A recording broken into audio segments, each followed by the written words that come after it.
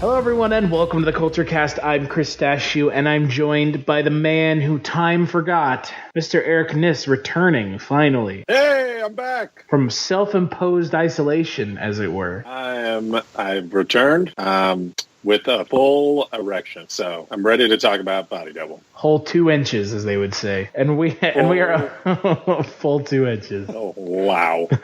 And we are joined, it's a medical condition, actually. You should probably go get that looked at. And we are joined... That's... I don't want to go into some registry for that. Perfectly average sized penis, thank you very much. I know, you mention it on every podcast. It's becoming like you always talk about it's perfectly average.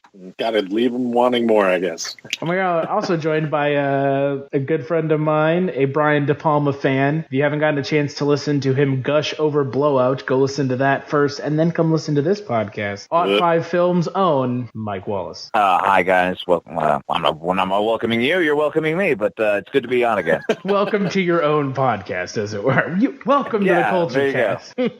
Oh, my. I've somehow taken over. And on this Culture Cast, we are continuing Brian De Palma Month with a look at yet another one of his films, a film that I'm pretty sure is just Rear Window, but made in the 1980s. Rear Window and Vertigo. We're talking about Body Double, directed by Brian De Palma, stars Craig Wasson. I'm sure that's not how you say his name. I think it's just Wasson.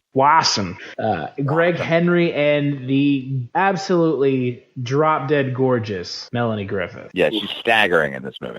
She is a looker upon lookers. And the film follows Craig Wasson's actor character as he is privy to a murder that takes place in again, this is essentially just Rear Window, directed by Brian De Palma. If Brian De Palma is catching flack for being a ripper-offer of Hitchcock, this movie is probably the one that people are pointing fingers at. So I also think this is sort of his response to his critics who were saying you're just a rip-off of Hitchcock. And he went, oh, you want me to see me rip off Hitchcock? Here you go, motherfuckers. Yeah, here I am literally ripping it off. Yeah.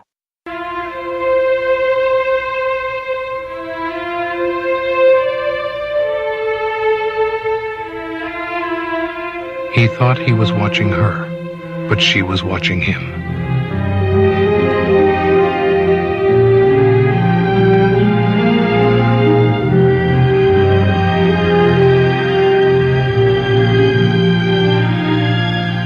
He thought he was trespassing, but he was invited.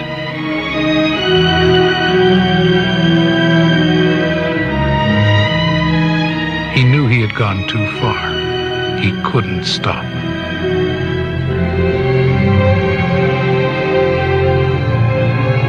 He saw exactly what she wanted him to see.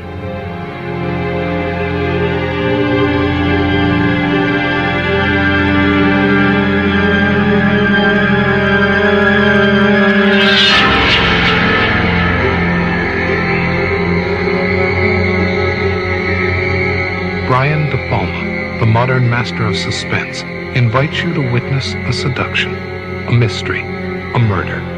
Body Double. You can't believe everything you see. So, since, Mike, you'd seen this film before, Eric and I hadn't, I am curious, Eric, what did you think of seeing Body Double for the first time? I surprisingly liked it because, even though I wasn't there when you guys talked about it, we had briefly talked about how I did not like Blowout. At all. Eric did not like Blowout at one bit. I think it's because I hate John Travolta and I just can't get past it. So yeah, I don't know. But yeah, I despised that movie. Couldn't get through it. Definitely hated it. But Body Double, I actually really liked. I liked it a lot more than I was expecting to like it. So, yeah, it's definitely a Hitchcock. It's like an ode to Hitchcock for sure, but I don't know, in a good way. At least for me, it was in a good way. It hits all the Hitchcock notes that you're expecting of a ode to Hitchcock. But also, I'm assuming you like the fact that it's set in L.A. Another thing, right? Yeah. Everything is set in L.A., so I can watch any movie, and even movies that aren't set in L.A., I'm like, oh, that's in L.A. Yeah, I've seen that before. That's supposed to be in Chicago, though. I'm like, oh, that's not Chicago. What about you, Mike? What do you think of Body Double watching it again for probably, I don't know, I'm assuming you've seen this film a fair amount. Oh, yeah, I've seen this movie a lot. Like I said, there's sort of three, other than Phantom of the Paradise, sort of the three movies that my girl Jess and I watch like sort of every year are Dress to Kill, Blowout, and Body Double. And when we were talking about Blowout, I was saying like, they sometimes sort of change ranking in my mind as to what I like best. And Body Double, like, in my mind is always at the top, but now having sort of gone back to back with Blowout and this, it falls a bit. Listen, I love the movie. I love that it's set in L.A. In that particular time period, that sort of mid-'80s, like sort of very polished and shiny-looking L.A. that is also really gross at the same time. And but I think this movie, once it gets to the third act, it completely crumbles in on itself. But having said that, everything up until then, I'm totally down with. I really like it a lot. I like that he's sort of thumbing his nose at his critics by going full bore into sort of Hitchcock land. And there's something to be said for it's hard to invoke a movie and say like, well, the time and place like matter, but like 1983, 84 in mainstream America, nobody was talking about the porn industry, and De Palma comes along and is like, I'm going to make a whole movie about it, and fuck you all. So, like, I like that sort of bravura sort of attitude that De Palma brought to it. But I really like this movie a lot. I just, having watched it again, like, literally last night, I'm like, yeah, it's not as good as I remember. Well, and obviously I had a differing opinion with Eric about Blowout. I liked Blowout a lot, as opposed to Eric, who didn't like it.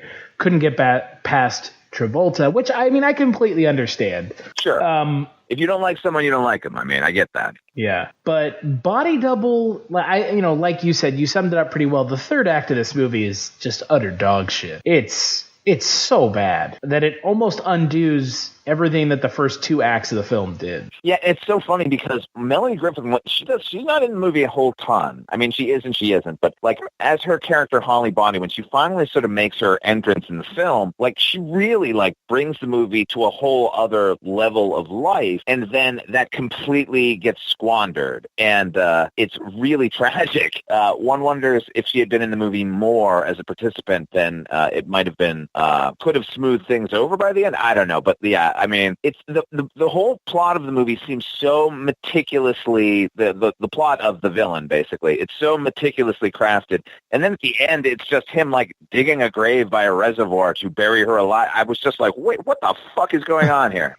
Well, I don't know about you, Eric, but having watched this for the first time, I think my favorite part of the movie is the movie trying to convince you that that's clearly not Greg Henry under makeup the entire film. Oh my God, it's so bad. Yeah. I was just like, I wonder who that is. It's probably that guy.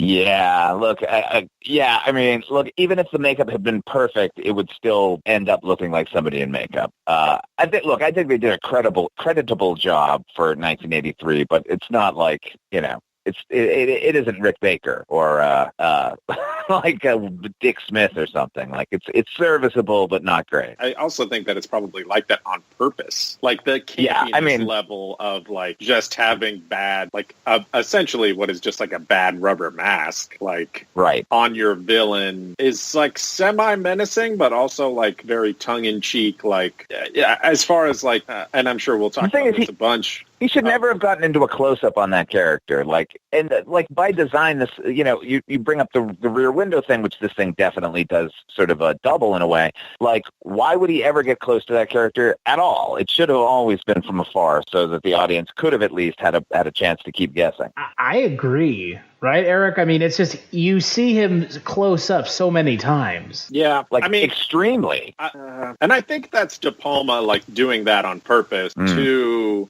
mess with us. To just, like, kind of put, I don't know.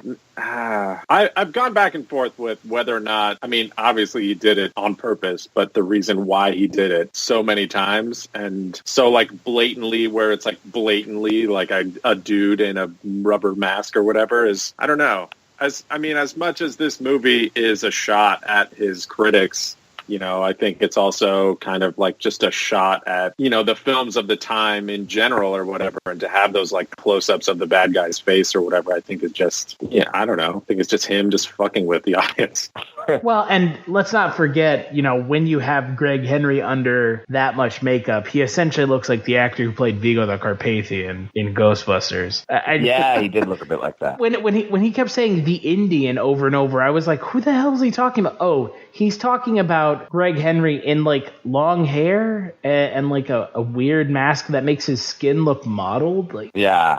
That's the thing. It's like putting Ron Perlman under makeup. Like Greg Henry kind of has like a very like distinct look. He's got like a very distinct like nose and jawline, and like no amount of makeup you put him under is really gonna get rid of that. It may even heighten it to some extent. Yeah, it's odd that they wouldn't just cast an actor who looked remarkably like him and put that guy in makeup or something, and then or rather, a guy who looks similar enough to him that if you put him in the makeup, they could be twins or something. I don't know. It never worked for me at that sort of portion of the movie. I like the idea behind it, but it's not the sort of focal point for me for the movie. Yeah, no, and for me, I mean, Craig Wasson is Wasson. Wasson, is that what we're saying it? Wasson. Wasson, yeah. He's great, and I've only ever seen him in one other thing, which is the third Nightmare on Elm Street, which, by all accounts, is one of 3 Nightmare on Elm Street films that matters. The third one being New Nightmare. So, and he's great in that film. So it was kind of weird to see him like in a main role in something. Yeah, I don't think there were many more than this, other than a couple years before he was in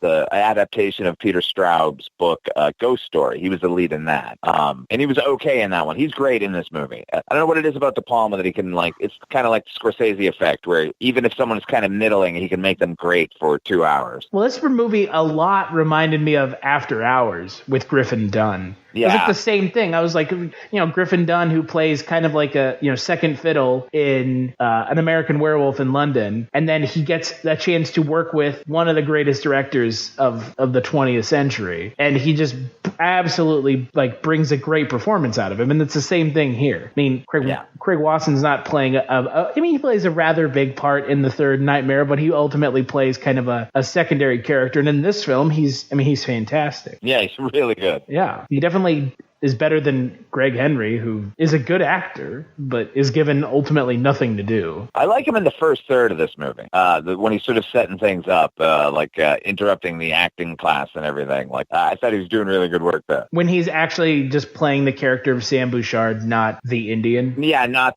the Indian, nor the actual husband of the character at the end, who I think by that point he doesn't even have any lines. He just gets attacked by his own dog. Yeah. And dropped into the reservoir. Oh my God, that's the end of this movie. It's so terrible. But I still love it. Well, and that's the thing. The end of the movie almost feels like a joke, right? Yeah. Where she's like, oh, there was nothing. There was no one here. You're a pedophile. No, not a pedophile. A necrophiliac. That's like, what the fuck? Like, do you not remember getting in the car with that guy? Like, you got hit on the head so hard you forgot? I don't know, like we've been saying, like it's hard to kind of forgive certain things in this movie because it's like, it's just kind of indefensible, some of the shit that they pull in this movie. That being one of those things, the ending where she forgets that a guy in the Bronco or whatever the hell he was driving kidnapped her. It's like, yeah. I mean, let's talk about one of the great things in this movie, and that is Craig Wasson effectively wearing Billy Idol's outfit from the Dancing with Myself video in order to portray a vampire. Oh, wow. Or him being like the first minute of the movie just staring at the screen, frozen. Yeah, frozen. And that's all one take, again, because it's De Palma and he has to do it. Yeah. Yeah, and I know, Eric, since this is technically the first De Palma podcast you've been on this month, I haven't gotten a chance to ask you, kind of what is your exposure to Brian De Palma? Because for me, it was Scarface, and that was it. Yeah, Scarface, The Untouchables. Well, and I guess Phantom of the Paradise, but... And Phantom of the Paradise, yeah. Phantom of the Paradise is almost...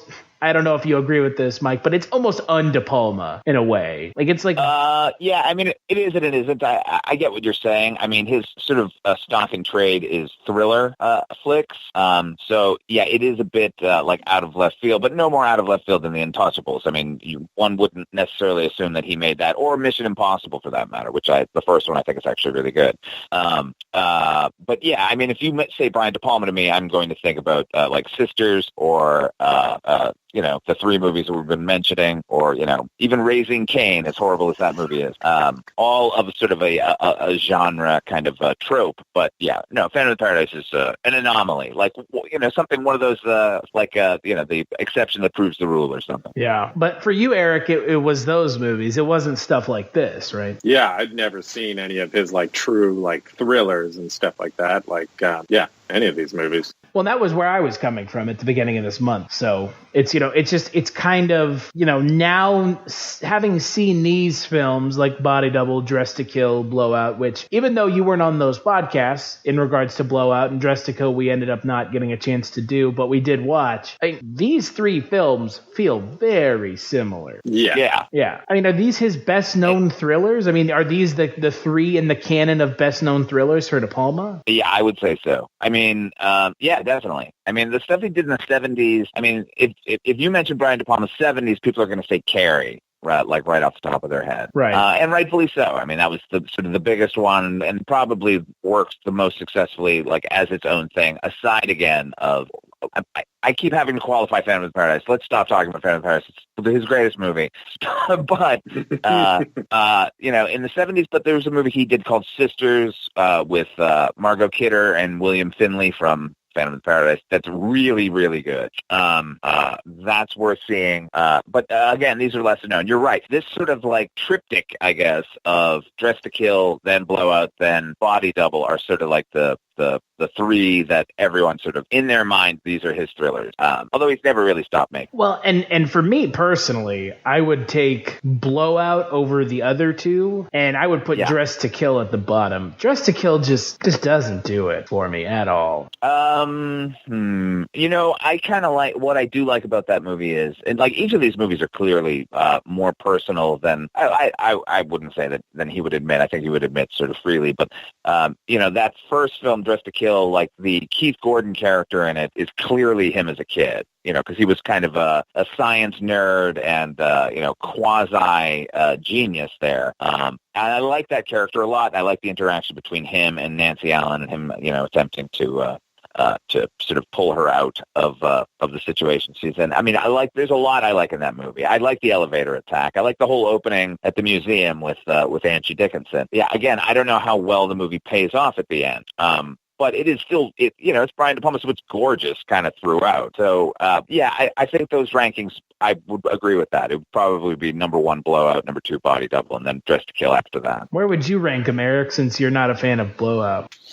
Blowout's way at the bottom, and then at the bottom of 3, it would be way at the bottom. Dressed to Kill, and then Body Double is probably at the top for me. Yeah, I don't know. Go ahead. No, I like Dressed to Kill. Dressed to Kill was interesting. It's definitely a weird movie, and then I don't know.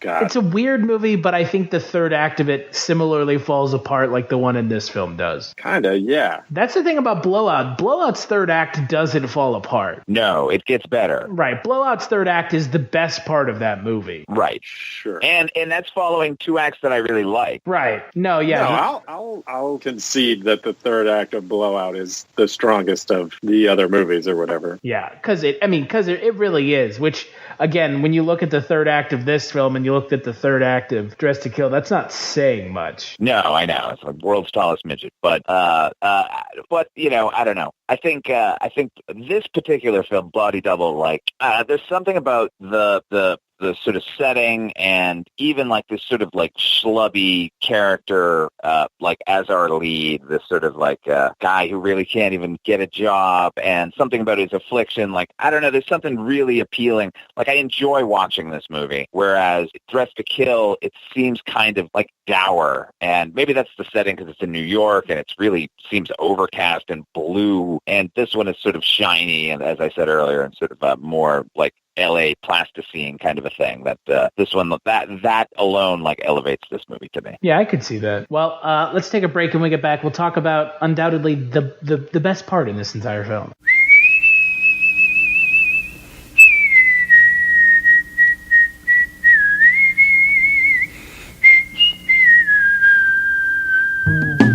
Who is Carl Kolchak? He's a reporter. Now that is news, Vincenzo. News! And we are a newspaper. We are supposed to print news, not suppress it. With the INS. What's an INS? Independent News Service, sir. Founded in 1904 by Enrico Paluzzi. Who seems to have a nose for the strange and unusual. Well, last year in Las Vegas, I uncovered a series of murders that turned out to have been committed by a vampire. And what is the Kolchak Tapes? It's a podcast. All about Carl Kolchak. What's a Kolchak? The Night Stalker. And where can you get it? On iTunes, Stitcher Radio, and at www.kolchaktapes.com. As foolish a game as any that Gory the Ghoul could make up.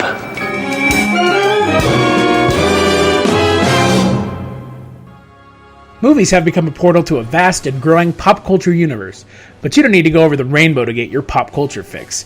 Just head to Rainbow Comics, Cards, and Collectibles. They are your one-stop shop for comics, toys, posters, games, and more.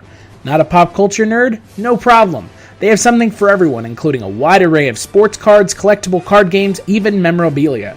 Stop by one of their 2 locations today. The flagship location at 3310 South Minnesota Avenue, Sioux Falls, South Dakota, or their newest location at 1501 Pine Lake Road, Suite 17, Lincoln, Nebraska. Most importantly, don't forget to add them on Facebook for pop culture news, weekly live videos, and special events. Here's what some people are saying about the Projection Booth podcast. Week after week, I'm mesmerized by the focus given great films and questionable films alike. But every episode is a learning and entertaining experience. This is hands down the best movie podcast. They cover so many different genres across so many years, from obscure movies to blockbusters. If there's only one podcast about movies and cinema that you listen to, make it this one. The Projection Booth Podcast, with new episodes available every week at projectionboothpodcast.com. All right, so we are back and we are talking about Body Double. Let's talk about the best scene in this film, and it features a little band called Frankie Goes to Hollywood. the most absurd scene. What a bizarro scene in the movie. Oh my God. Right, but again, like him taking that risk and just going, and you know what? And now there's going to be a music video in the middle of my movie, and it's going to be S&M themed, and it's going to end with a sex scene and people complaining about not getting a cum shot.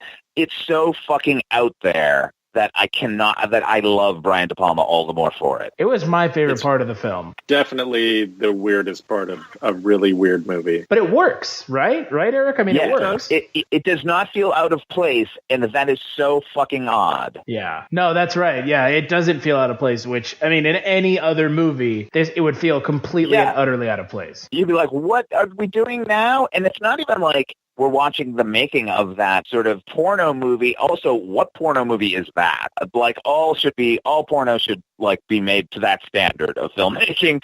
And why is Frankie Goes to Hollywood in the porno? Why are they there? I don't know. They're singing their tune, and then it's again, we're not seeing the behind the scenes. We're just watching the movie at that point, up until the end where we finally are not. It's so unusual. Also, on a side note, that set for that nightclub, that was also the nightclub in Fright Night. That was like a set on the Columbia lot that they used for both movies. Yeah, it's super weird. The music in this scene is better than the Fright Night scene, though. There's less saxophone. But what, are we talking about the Fright Night remake? No, we're talking the original Fright Night. They didn't leave that fucking nightclub set up for 30 years, hoping somebody else would shoot a nightclub scene in there. I've actually never seen the original Fright Night. I've only seen the remake. Oh, are you fucking kidding me? I'm dead serious. What is wrong with you? Hey, hold on a second. The remake's actually not bad. I like the remake, but the first one is so head and shoulders above it. Hey, Eric, you guys. I know. Hey, and the remake is set in Las Vegas. Yeah, I was excited that they were going to do it here because I like the idea that they had for that, which is because we're such a transitory town. Then it's the same idea for the original Kolchak, the Night Stalker, or rather just the Night Stalker. Like, what better town than a 24-hour town where you can sort of like walk amongst the populace in late at night, and no one's going to notice if people go missing because people just come to town and then leave immediately. Yeah. I've never seen the original Fright Night, so that's roast me. It's amazing. I mean, I know. I mean, I've heard nothing but good things about it. I just have never seen it. In a career filled with highlights, I think it's Roddy McDowall's best performance. That movie. Not Planet of the Apes. No, I mean, I love him in that entire series, but somehow this particular role, like, he nails it so hard. Like, playing basically like a washed up, a former like vampire hunter actor, like, you know, like in Hammer films, and now he actually has to sort of step up and fulfill that role, all the while, like, you know, facing like bankruptcy and being kicked out of his house for non-payment and stuff. It's kind of heartbreaking in the middle of this movie that it's just sort of a romp with you know, vampires in suburbia. Huh. Yeah, I know. I need to watch it. Just, you know, it's just on that list. Eric and I always talk about the list of movies we need to watch. And that's so many. I know. It's getting longer every day. Yeah. It really is. But, you know, we're getting back to Body Double. You know, speaking of vampires, obviously, I think that for me, outside of the Frankie Goes to Hollywood scene, which is great, I also really enjoyed the climax of the film where he has like a out-of-body experience when he's being covered with dirt. Okay. And that's maybe one of the reasons that I have sort of overlooked how poor the construction of the rest of the third act is, because he goes into that super weirdo thing where it's, like somehow in his mind he's back at the first scene of the movie, but he's going to nail it this time, but he's not in the costume, he's in his street clothes. It's so fucking weird. If he had just gone with how weird he wanted this movie to be, it would be an absolute masterpiece that nobody could deny. Because when he like stretched out in those areas, it fits so well and it's so bizarre. Like I don't know. Like one wishes they would have let him have even more free reign. Yeah, that scene is just so strange, but not in a bad way. It's in a way that I was just like completely unexpected, right? Yeah, I mean it's a weird payoff to have this character have that sort of affliction to begin with, and then sort of to like have him overcome it at the end. Like you just, oh my God, if the third act had lived up to that again, I don't know. Could have been perfect. Really good. I'm sorry. I'll shut up now. If he hadn't been tackled into the water by that dog. Well, yeah, like what the fuck? I mean, again, the third act of this movie is just complete garbage. It's just so You know what though? Now that we're talking about this other scene though, is it? I don't know. I think it's a failure. I think they negate one another. Right. Yeah, maybe so. So that, you know, then it's kind of like, it's not garbage. It's just kind of, you know, waste paper basket stuff. Which, again, it's unfortunate because the first two parts of this movie are great, but the third part is just, man. Yeah. It just kind of ends with it just kind of like whimpers. And then you've got the end of the movie with the credits rolling over it. The effective actual end of the film. So weird. Yeah. But I know Eric liked it because there was all those titties. Oh. Yeah, well. Who doesn't? There you go. With the, get it, guys, with again, the body double. What he does best, which is, actually showing what a body double, and like, you know, obviously he has said this himself, like when he shot Dress to Kill, he had to have a body double for Angie Dickinson because she wouldn't do the nude scene. And then like the experience of having to do that and what a pain in the ass it was what sort of planted the idea of doing this movie. And so I think he's just kind of recreating what that was like to have to shoot with the body double in the original movie. And you know, our friend Dennis Franz, once again, in a De Palma film, but I think in this case he's actually playing De Palma. Right, yeah, more or less. And then it gets even weirder at the end where all of a sudden Melanie Griffith's character is just okay with him. Right.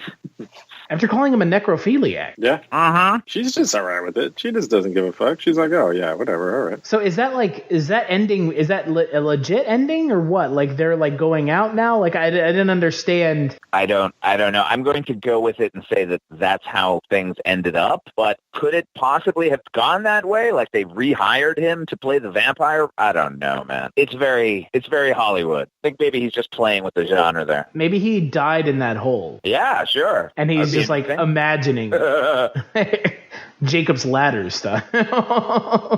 Right?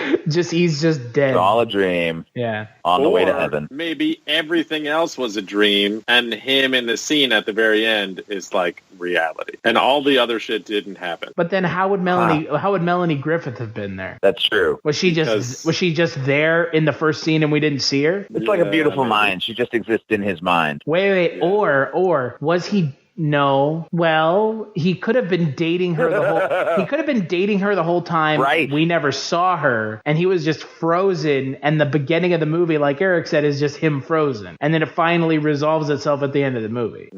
Makes sense to me. We solved it. Like it. He's just a mediocre actor. He's not a good screenwriter. So that's why the third act is as bad as it is.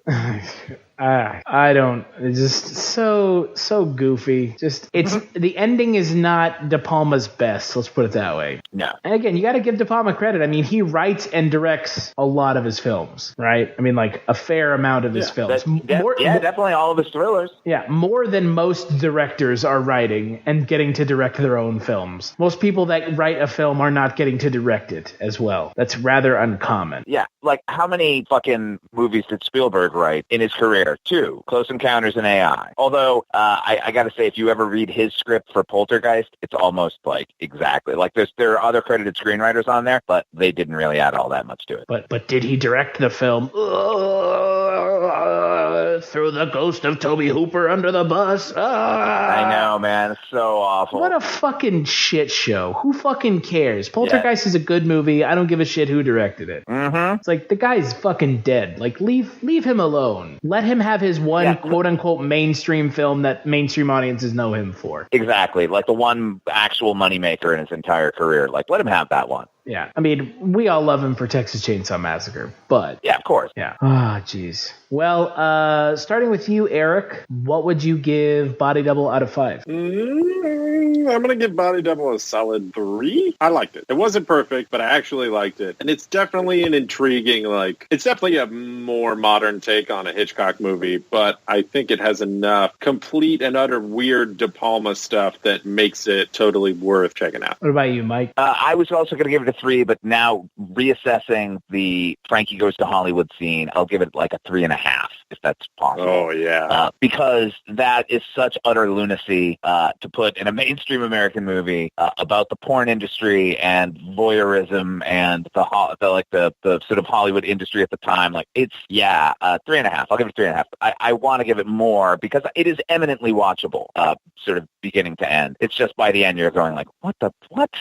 Well, and that's the thing. The last third of the movie is only when it really becomes the porn industry, right? Yeah. So that's kind of when he gets into the true. Yeah. So, and that that's the part of the movie that has some really exciting stuff that also kind of doesn't work, unfortunately. Right. I'm going to give it a 3.5 for the Frankie Goes to Hollywood stuff, along with getting to hear Melanie Griffith say, "I don't do water sports," which I think may be the first time this was ever mentioned in a mainstream Hollywood film.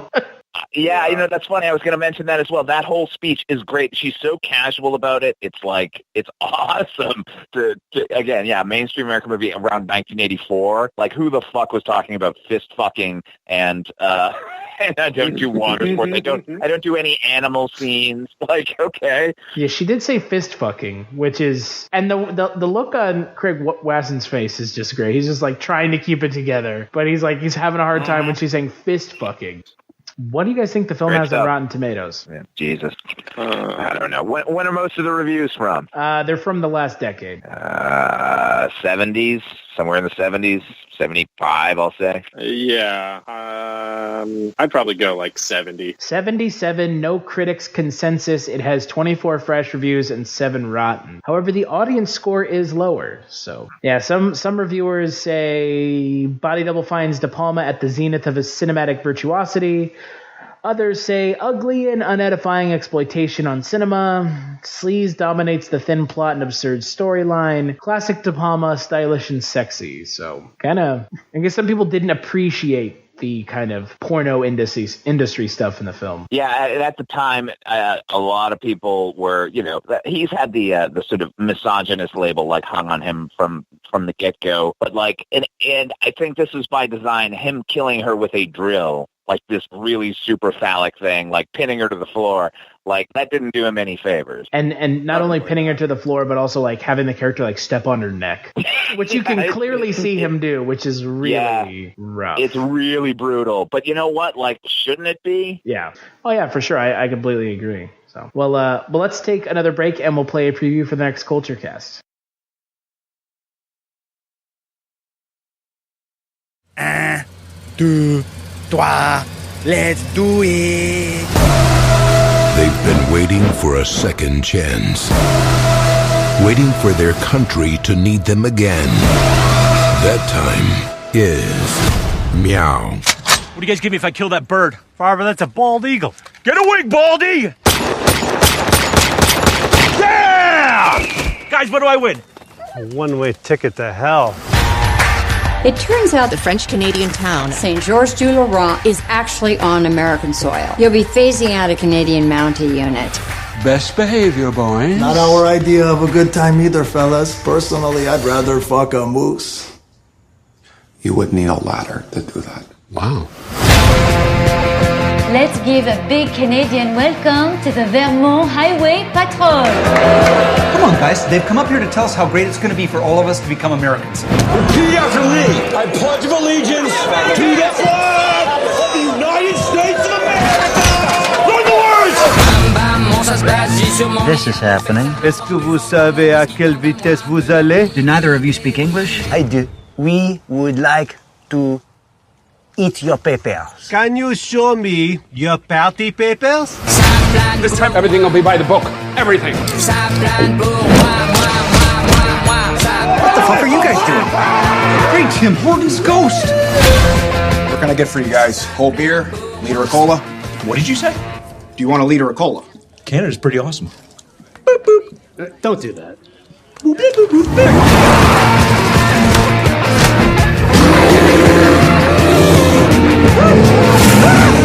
Should I shoot him? Who? Father?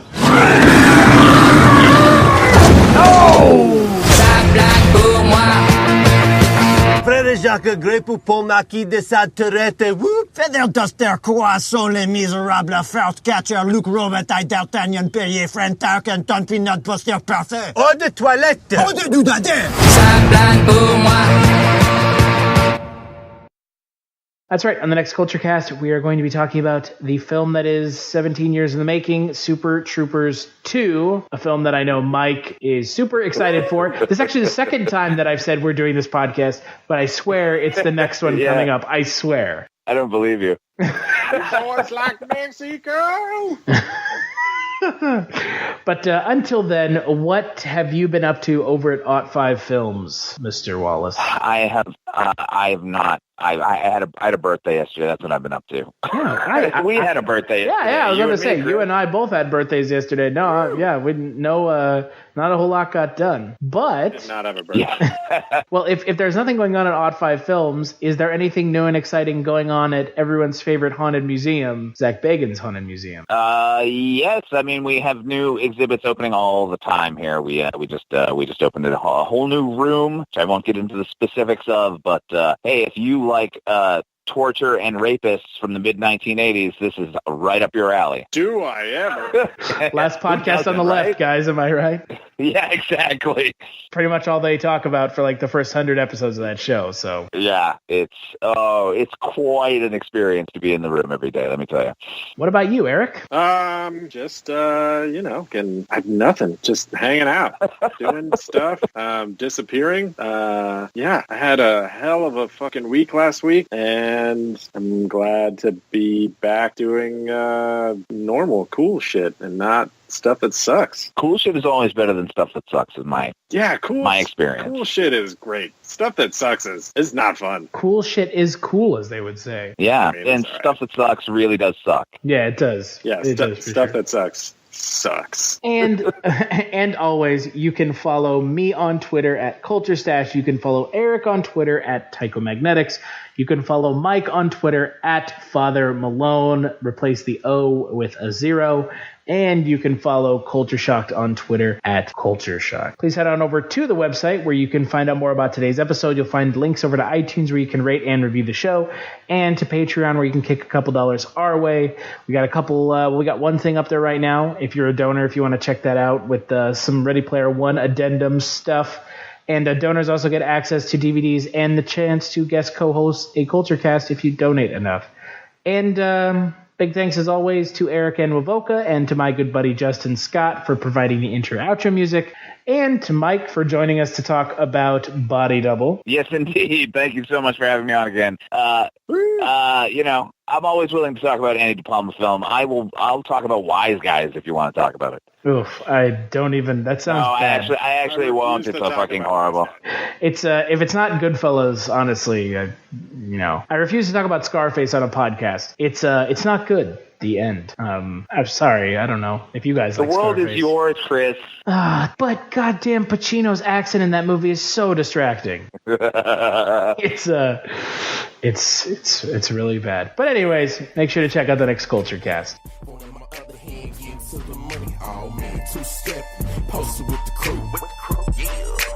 You know how we do, I'm just two-step, drink in my right hand, phone in my other hand, getting to the money, oh man, two-step, posted with the crew. Yeah. You know how we do. Hey, two-stepping, know what I'm saying? 1, 2, 1, 2. Benjamin, aka the Black T, you know what I'm saying?